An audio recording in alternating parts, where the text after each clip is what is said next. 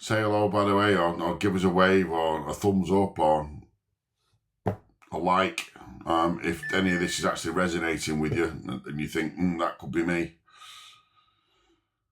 What's the first thing you fix in a struggling business? When I worked for Begbie's Trainer, I worked in the insolvency division. And bizarrely, this was asked quite a lot. The answer is clarity. Before you look at sales, before marketing, before HR, before recruitment, before looking at cost cutting, you look at how clear is the business message. Is it that you lack a sense of direction, or is it that your business just lacks a sense of purpose? So before sales, before marketing, before hiring, clarity first. Who do you help? What problem does your business solve? Where does my money actually come from? The three main sort of questions, really. Most businesses don't tend to have a money problem, they have a focus problem. And in relation to that, businesses that lack money generally lack focus. In fact, I had one client, an ex-soldier, who, on discussing this subject, said to me, well, so what you really mean is then I need to stop using the machine gun and start using the sniper in my business so that I can fix pinpoint problems rather than trying to shoot random bullets at everything in the hope that I hit the right thing at the right time. And I think that really nailed it, to be honest. By the way, feel free to give us a thumbs up in the chat if any of it's resonating with you. If anything that I say tonight sort of sounds like you, give me a bit of encouragement. If you don't want to post text, just drop us a message in the DM and let's see how we get on. So how do I know if I need a business coach? Yeah, I should know the answer to this, really, shouldn't I? If you're constantly saying any of these things, you need to start considering getting yourself a business coach. I know what I should be doing, which means you're not following your own advice. No one's holding you accountable. I'm stuck but can't explain why. You might need a little bit of guidance, so talk to a business coach. Or I don't seem to have time to think. That's very much a reactionary business rather than a planned and clear business method. So those are your signs, really. I know what I should be doing, but you're not doing it. I'm stuck but can't explain why. I don't have time to think. Those are your signs that it's time to get a business coach. Coaching isn't, I suppose I should dispel a myth, really. Coaching isn't about the coach telling you what to do. It's about the coach allowing you time in your conversation to reflect upon your practices so that you can improve them. Whereas a mentor may encourage with a few anecdotes. So I coach with a mentoring style. It's all about sort of stopping you avoiding the wrong decisions, really. Sorry, avoiding the right decisions, should say. Coaching is, it's one of the best tools I've ever had. I first got a business mentor, coach, back in 99. Greater Manchester Growth Hub, Chamber of Commerce back then, were offering business mentors. So someone that's been there and done it. My dad had just gone off terminally ill. It was a family business. And I was struggling with the financial side of things. Accounts, nominal codes, accruals, all these lovely things your accountant says to you. I mean, I didn't even know what a director's loan account was back then. And it's one of the best things I ever did get in a mentor, not particularly because my mentor was any good, because as I said, he's about average. Now I've spent a few years in the industry, but I saw the clarity in the taking 2 hours a week or 2 hours a month or whatever the frequency is that you decide out of your business to sit and talk to somebody who's not involved in your business. That external viewpoint is worth, well, it's an unlimited amount of value, really, to be honest, because they will see things that you don't. So if any of this is sort of resonating with you, or you got any questions, feel free to drop me a direct message or say hello in the chat. It's entirely up to you. Or just give us a thumbs up or a like or whatever it is that TikTok does. So why does my team keep coming to me with problems? The honest answer, the really blunt answer, is because you've trained them to do so. You've not given them any remit to solve their own issues. If there's a problem, come back to me. Give them remit to fail. And then show them where they went wrong and help them recover it. They will learn more from that lesson than any dictatorial activity that you may have. If you're always solving it, they'll always bring it. So change your methodology. In fact, I usually recommend my clients read at least one coaching book if they're in a managerial position. And that is The Coaching Habits. And it'll give you a set of 7 basic questions that you can apply in most managerial positions. So the first one's what's on your mind. So your member of the team walks into your office. What's on your mind? And they tell you, and you say, well, what else is on your mind?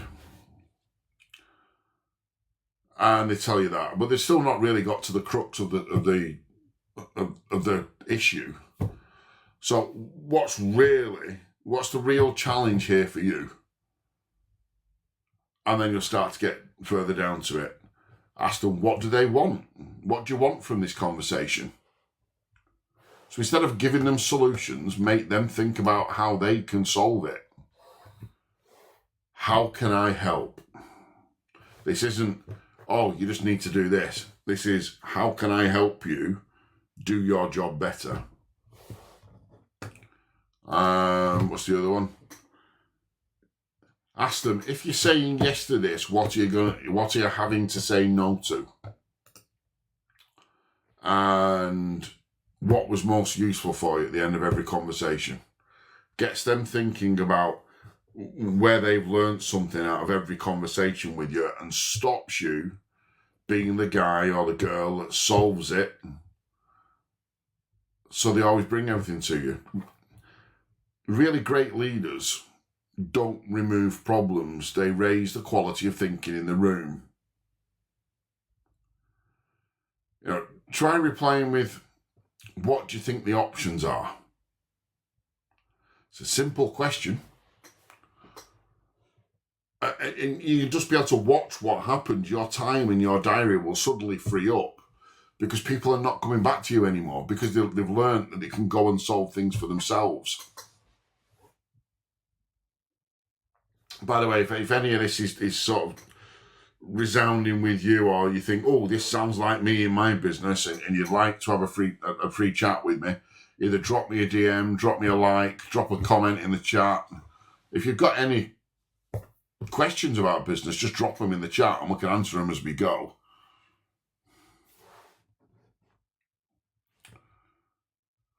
What's the biggest mistake business owners tend to make?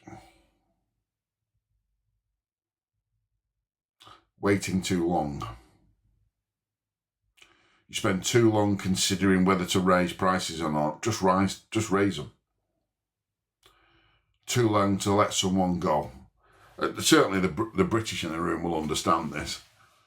When you go to the time and the effort of recruiting someone in the UK and the expense of taking somebody on, we like to think as leaders that we choose the right people every time.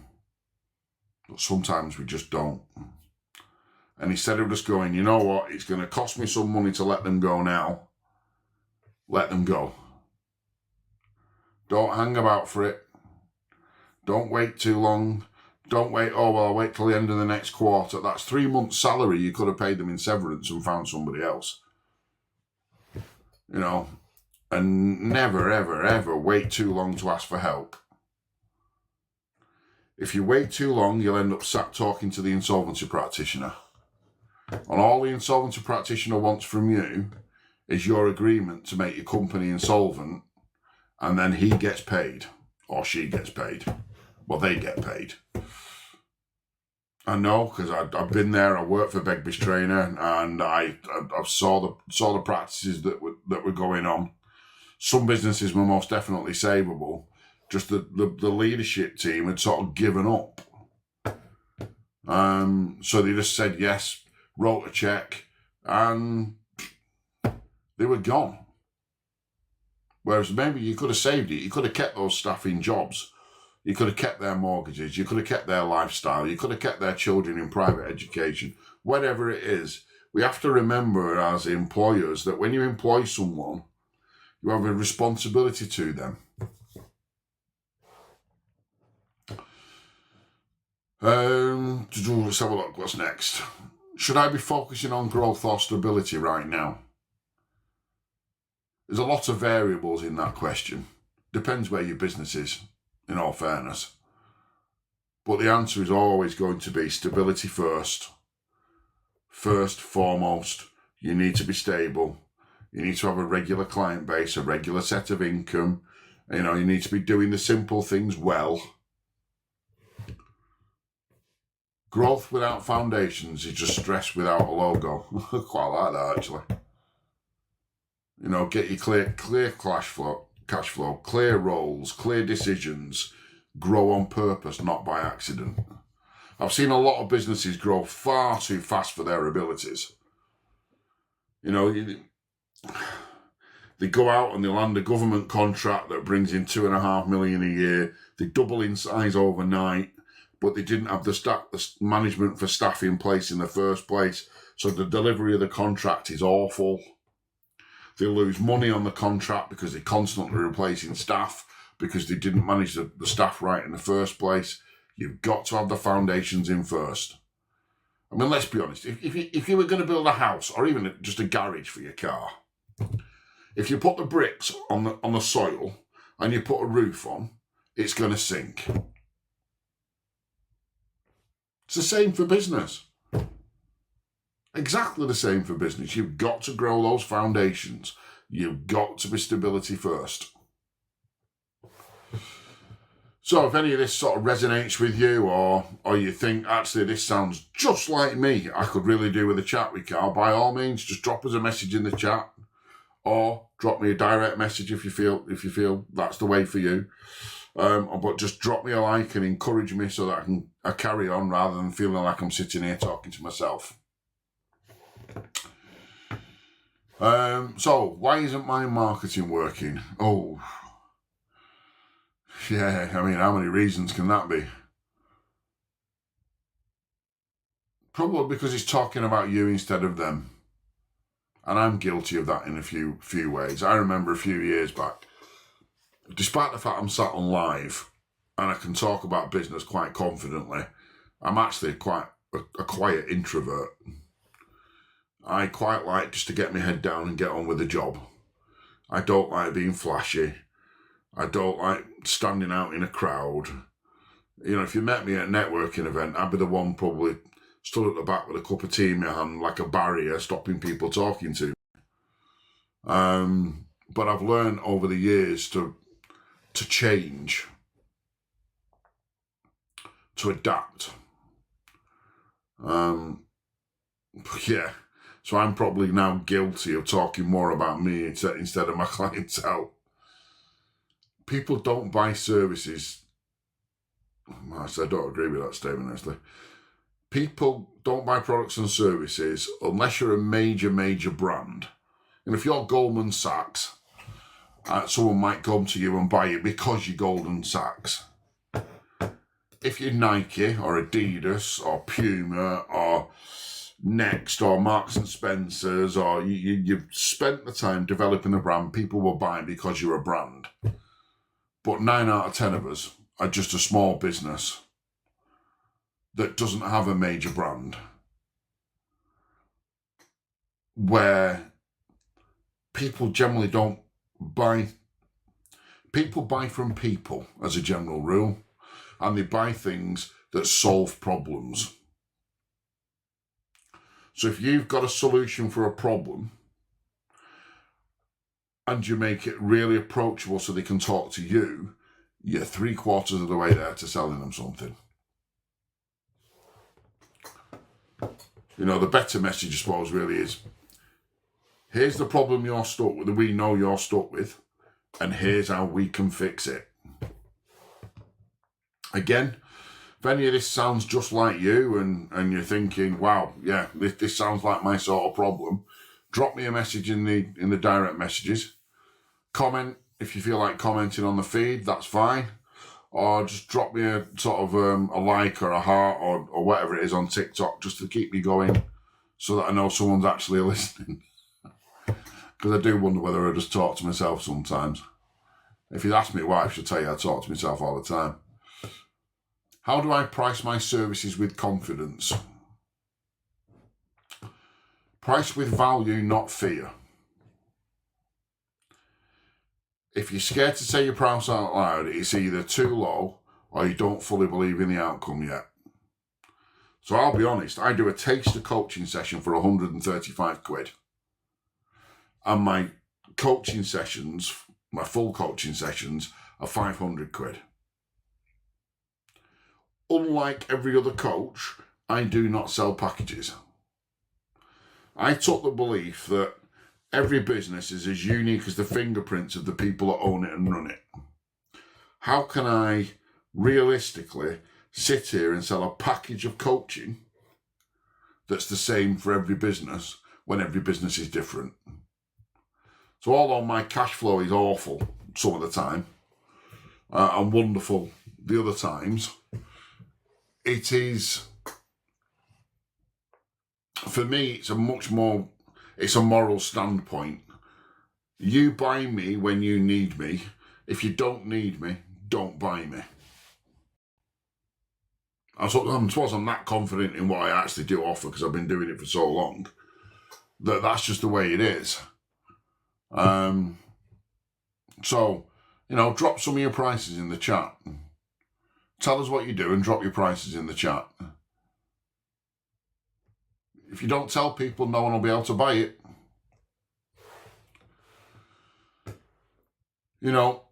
Confidence comes from knowing the impact, not the hours.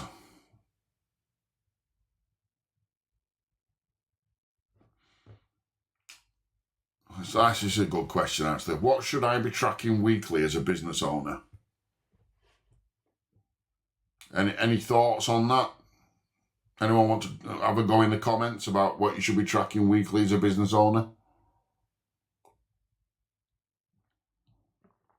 No judgment. As long as my wife's not listening, I'm not always right. There's 3 things that you should always be looking at as a business owner: your cash coming in and your cash going out, your sales activity, not just the results. So remember, sales activity starts with prospecting. If you don't prospect, you're not going to have any clients. You can't sell them anything. So look at the sales activity, and whatever your top 3 priorities are in the business. So if your top 3 one of your top is not having stock sat on the shelf for more than 3 months, then make it a KPI for your business. So when I say I mean key performance indicator. Make it one for your business. If your second priority is making sure you've always got a £30,000 float in the current account, get it on the list. You know, if your third priority is managing sick days, then monitor sick days. You know, if it doesn't move one of those, it's noise. You know, so you set your key performance indicators, you set your target for those indicators, and then you monitor. And if something is failing, you look at why it's failing and you fix it. Whether that's in a conversation with a business coach, whether it's bringing a management consultant in, although in fairness, I tend to find all they want to do is save costs because it's the easiest thing to do. Oh, by the way, if any of you are struggling with any sort of commercial bills like gas, electric, water, refuse collection, telecommunications, drop me a line. One of my clients is particularly good at fixing utility problems for businesses. And I'm more than happy to pass you his name and details and you can give him a ring. I might add, and there's no commission in it. This is just, I know he's good at it and I'm happy to pass people to him. So if anyone's in that position, please just drop me a message.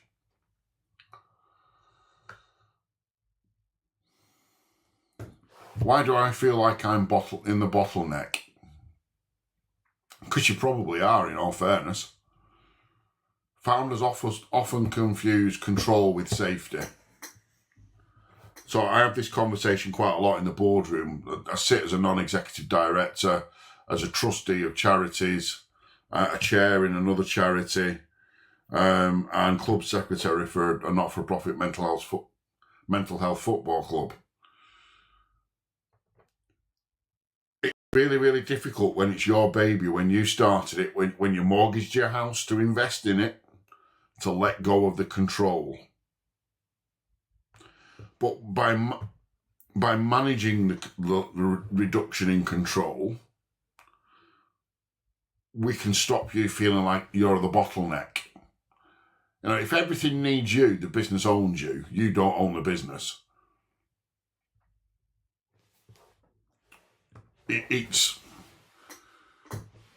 I see it all too often, where you'll go along to a business that's maybe been running 10 years, and they're reaching, I don't know, £5 million turnover, 100, it doesn't matter what the turnover, £100,000 turnover, whatever the figure is.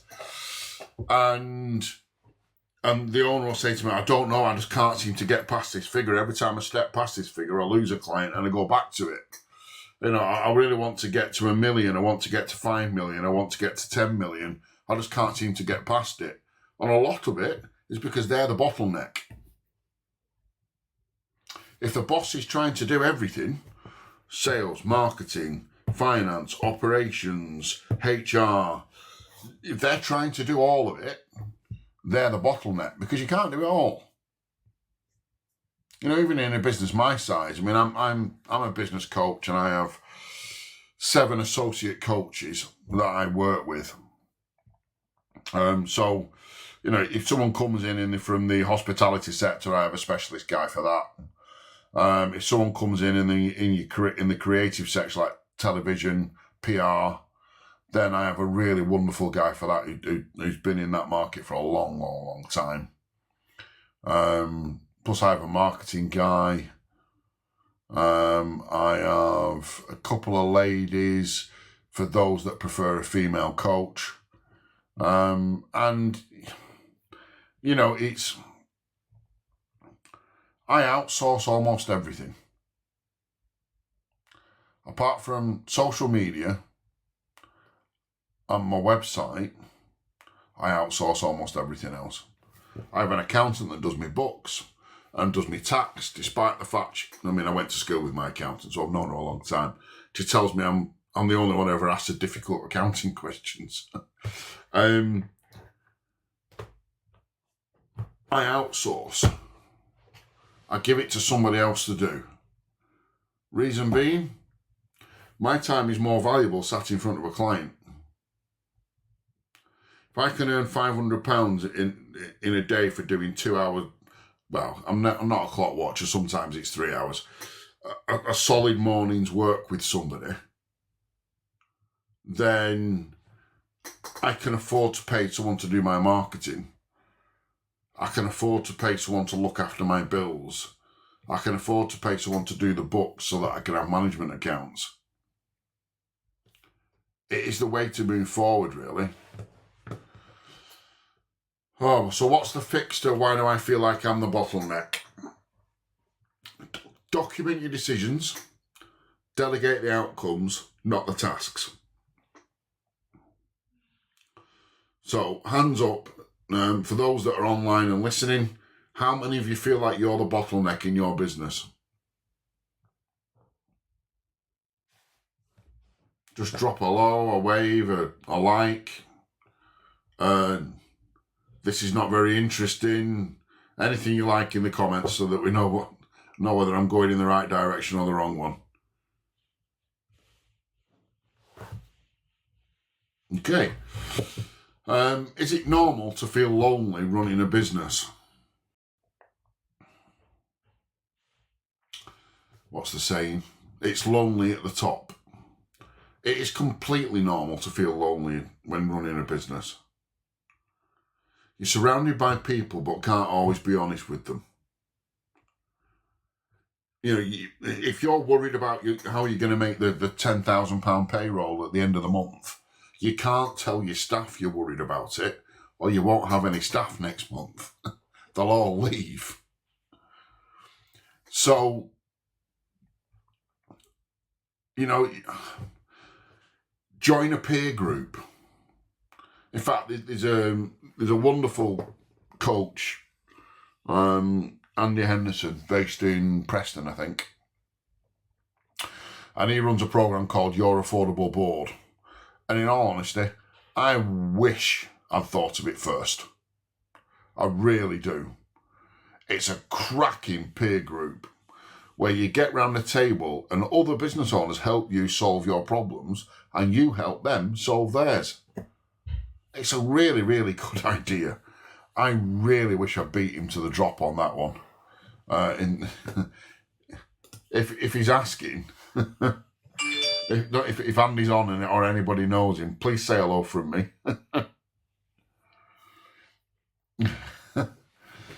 Sorry, what's that, Terry? I need to get varifocals. Me or your job? I don't understand the question on that. You'll have to be a bit clearer. So, what's one habit every business owner should build? Weekly thinking time. I tell all my clients to take time out of... Just let me kick this individual.